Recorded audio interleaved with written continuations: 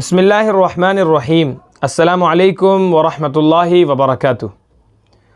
नमाज अल्लाह तबारक व तआला का एक अज़ीमुश्शान हुक्म है और यही एक वो ज़रिया है कि जिसके ज़रिए बंदा अल्लाह तबारक व तआला की बारगाह में अपना क़ुर्ब हासिल करता है।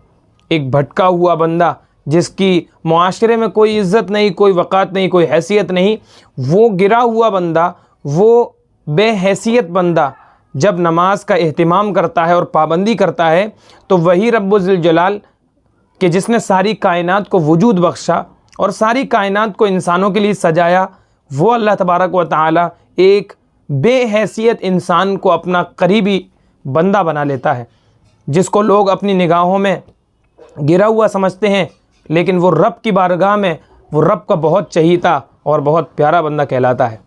जी हाँ, हम नमाज के मुताल्लिक़ बात कर रहे हैं, लेकिन ये नमाज जो कि अज़ीमुश्शान इबादत है, ये भी उसी वक्त अंजाम को पहुंचती है और उसी वक्त मुकम्मल होती है जबकि हम वज़ू मुकम्मल बनाएं।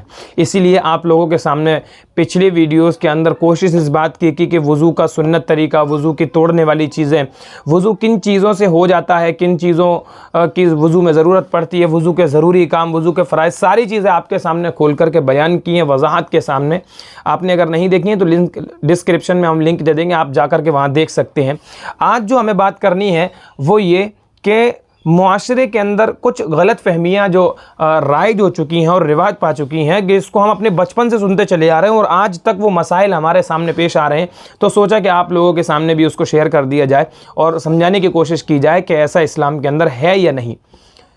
जिस तरीके के जैसा कि हम बचपन से सुनते चले आ रहे हैं कि किसी के सतर को देखने की वजह से वज़ू टूट जाता है, या अगर हमारा सतर अगर कोई देख ले, अगर हम बरहने हो जाएं तो हमारा वज़ू टूट जाता है।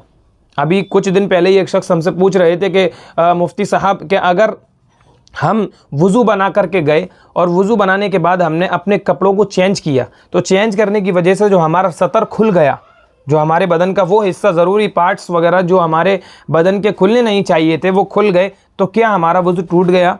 तो उसको समझाया गया कि नहीं, इन तमाम कामों से वज़ू नहीं टूटता। वज़ू टूटने के वही 8 असबाब हैं, वही 8 ज़रिए हैं जो आपके सामने इससे पहले वाले वीडियो के अंदर बयान किया था। और यहाँ पर भी आपको जो सामने नज़र आ रहे हैं वो 8 चीज़ें ऐसी हैं कि जिनकी वजह से वज़ू टूट जाता है।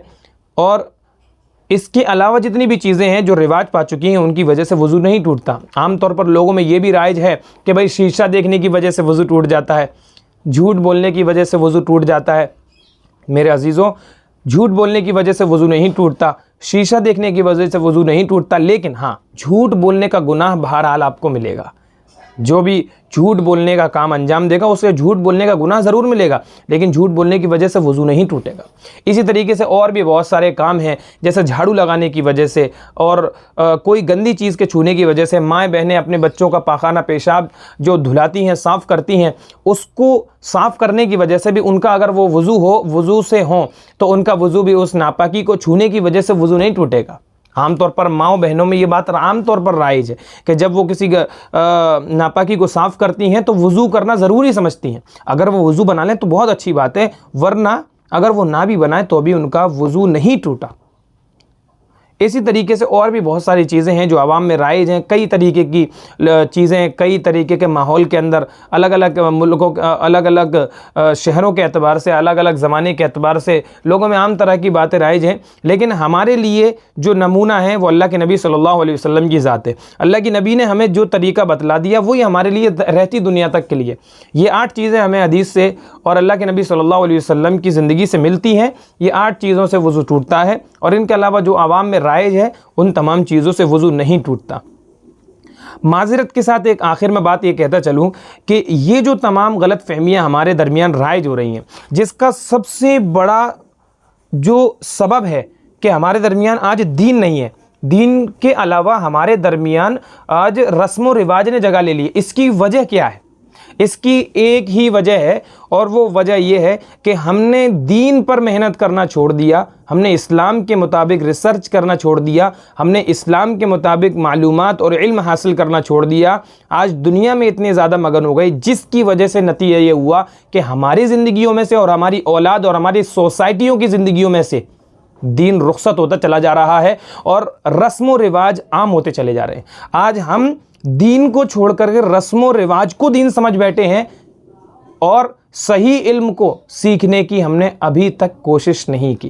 इसलिए माज़रत के साथ आप लोगों से ये बात अर्ज़ करना है कि अगर हमने अब तक इल्म हासिल करने की कोशिश नहीं की तो रस्म व रिवाज को ख़त्म करने के लिए अपने आप को दीनी माहौल में लाएं, अपने औलाद को मदरसे में, अपनी औलाद को मकतब में भेजें ताकि वो वहाँ जा कर के इल्म हासिल करे, सीखे, तालीम पाए, ताकि जब इल्म आएगा तो रस्म व रिवाज अपने आप ही रुखसत और अलविदा हो जाएंगे। बस यही बात आपके सामने अर्ज़ करनी थी। अल्लाह हम सबको इन तमाम बातों को समझकर उस पर अमल करने की तौफीक अता फ़रमाए। फिर मिलेंगे, दुआओं में याद रखें। अस्सलामु अलैकुम व रहमतुल्लाहि व बरकातुहू।